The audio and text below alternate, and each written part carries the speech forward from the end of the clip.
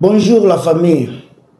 En refusant de céder à la pression de M23 et en misant tous sur les alliances affaiblies, Tshisekedi a un risque de perdre simultanément guerre, paix, na soutien populaire au Azanango. Tobo sanate que Kigali a soutenu par Washington, par les Américains, na ba réseaux régionaux puissants, baza sima ya Kagame. Avec vers un triomphe diplomatique et géostratégique, na niveau ya Kisasa, bango baza ko s'effondrer kaka fondation ezate. Yango naza ko yebisa bino boy. Tshisekedi aza encerclé sur tous les fonds. RDC toza na bord ya affrontement, soit effondrement diplomatique, ezokene na kokufa et puis militaire. Yango ne naza kolobela sikana kati ya video. Bandeko nanga bobo sanate ko tia ba point de vue na bino, ba commentaire na bino. Ça me fera du bien. So totali makambo ezole Canada lelo. Processus de paix o eza gelé après refus à M23 ko zonga na Doha semble la libération de ces prisonniers politiques bomoni keza nango légitime eza normal. Mais côté Washington et puis Rwanda, tout le monde a ratifié des accords bilatéraux renforçant les liens stratégiques avec les USA.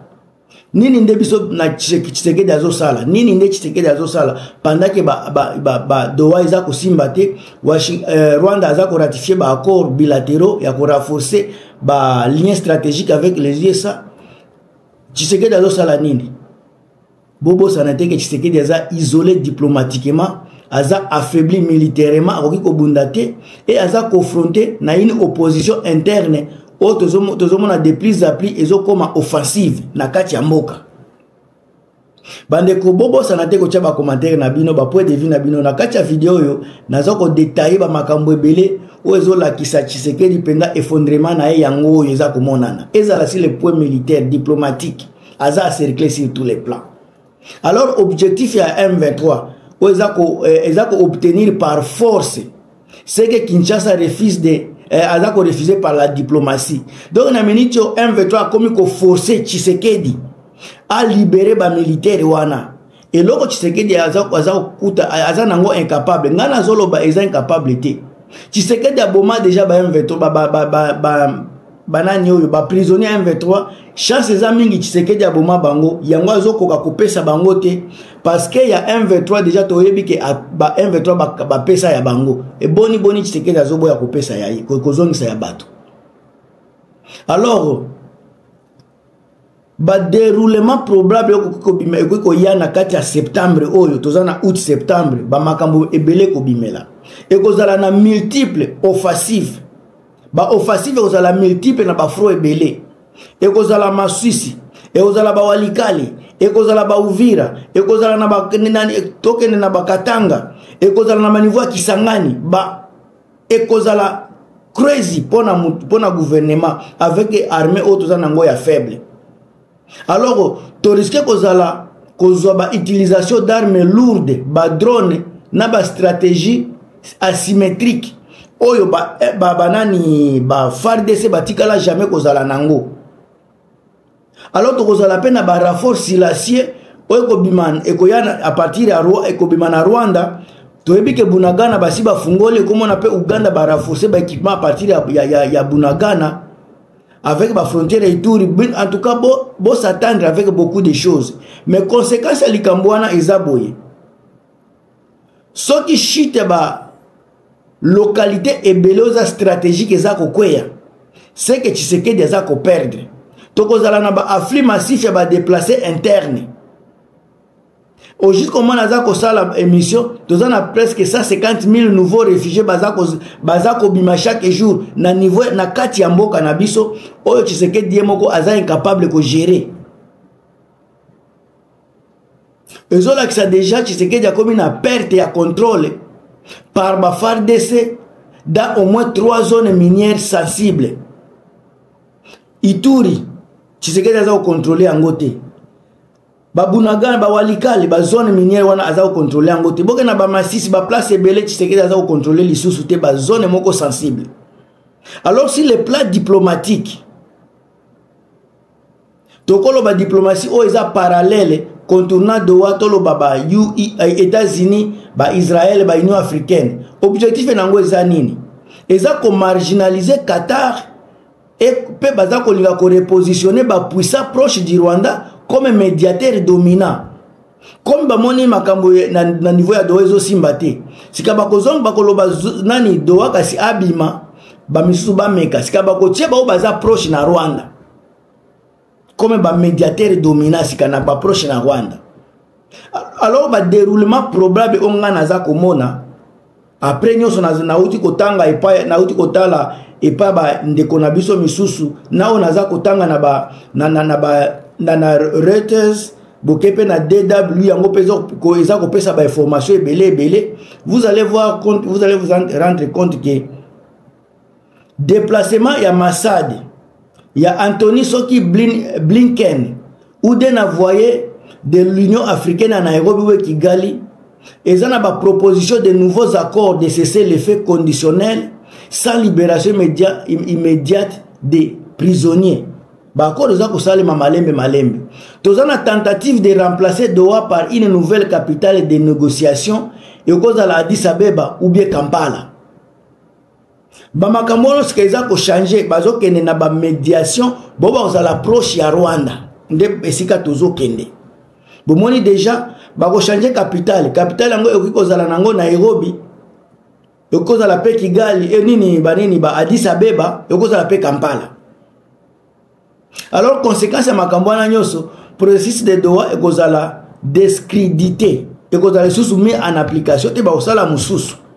Tshisekedi sika ozala pousser à la marge de négocier sous pression d'y adhérer pour rester pertinent. Le M23 obtient une reconnaissance, une reconnaissance indirecte comme force politique. Tolingate, ils ont se dessiner bongo. Et puis, ils ont changé en côté de réalité. Moussou, c'est une explosion des tensions politiques internes à Kinshasa. Eza eloko moko très capital bande konangai explosion wana déroulement probable ko mona ba manifestation populaire ko banda ko s'organiser na kin à moins que Tshisekedi abanda ko arrêter bango Goma et Bukavu contre l'échec du régime beaucoup mona ba appel du dialogue national par Katumbi Fayulu pe ko landela makambwana ou be ba ancien officier ya FARDC. Beaucoup on appelle la tentative de mutinerie ou de désertion dans certaines unités militaires de l'Est. Beaucoup on a yango. Ba FARDC so bazana ba front, ba ko démissionner, kalamingi te ba ko démissionner. Alors ba conséquence ya makamwana nyoso boko sentir que il y aura un affaiblissement du contrôle de Tshisekedi sur l'armée. So batona ba déserter affaiblissement comme on a. Bozomo a déjà tous en crise constitutionnelle ou un potentiel avec le parlement ou cour constitutionnelle. Namboka nabiso biloko na ezomona na déjà. Tous en risque d'un scénario à la malienne. Prise de pouvoir par des forces militaires dissidentes. Bokomona yango coup d'état militaire risque ko bimela awa. O Gilma azolo bazolo banaza ko loba makamoko eza ko faire sens avec des gens qui réfléchissent mieux. Alors, le renforcement diplomatique du Rwanda comme puissance stabilisatrice et kobimela awa. Parce que nenge bazako béatifier Rwanda, na ba pays nyoso tozomona Rwanda kobima et loko mutumoko ba renforcement diplomatique comme puissance ya stabilité na niveau ya Congo, ya Afrique centrale. Bon, on a légalisé sa présence indirecte dans les Kivu ou obtenir un rôle officiel dans les accords de paix. Il y a déjà ça qui est déjà. Parce que to bundaka na Rwanda te, mais il y a signé l'accord ya paix to tikala ko bundana yete. Alors ba déroulement Rwanda présente à l'ONU ou Union africaine avec un plan de paix alternatif avec une force d'interposition régionale. Yem takoya na plan wana yenda ko présenter ONU plan na ba Union africaine ngamu tunayebi makambo na biso pesa bino plan ya sortie ya crise yango Tshisekedi akoboya yango te parce que il est faible diplomatiquement ezala sur le plan international ou nini aza faible incapable et idiot alors mususu ekozala après après on a appel à un redécoupage administratif et temporaire pour certaines zones pour stabiliser la région. Conséquence kozala nango wana Kigali ko obtenir une légitimité régionale malgré les incursions passées.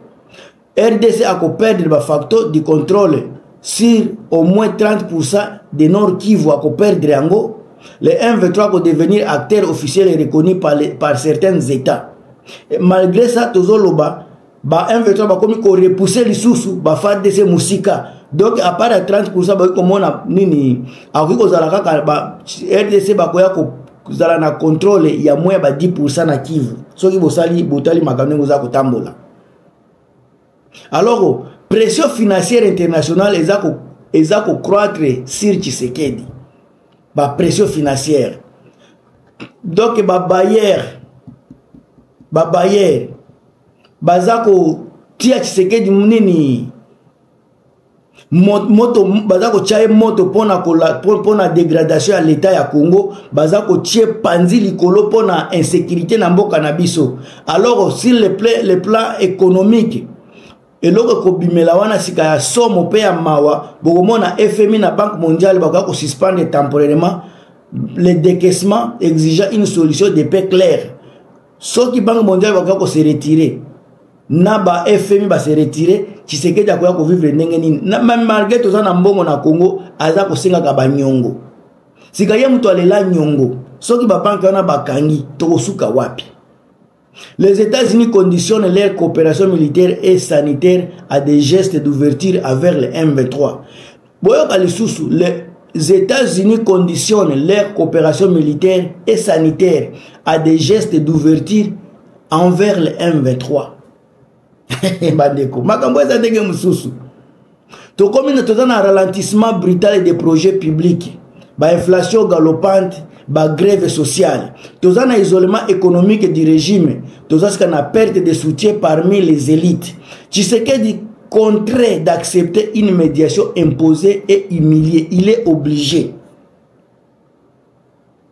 So en refusant de céder à la pression de M23, en misant tout sur les alliances affaiblies, Tshisekedi risque de perdre simultanément la guerre, la paix, le soutien populaire.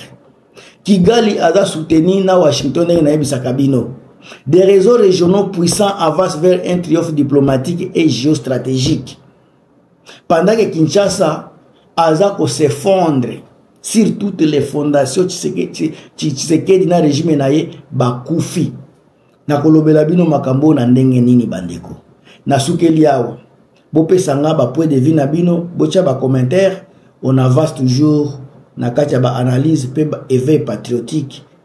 On aza kosala na kati ya chaîne Chronique Net TV. A plus.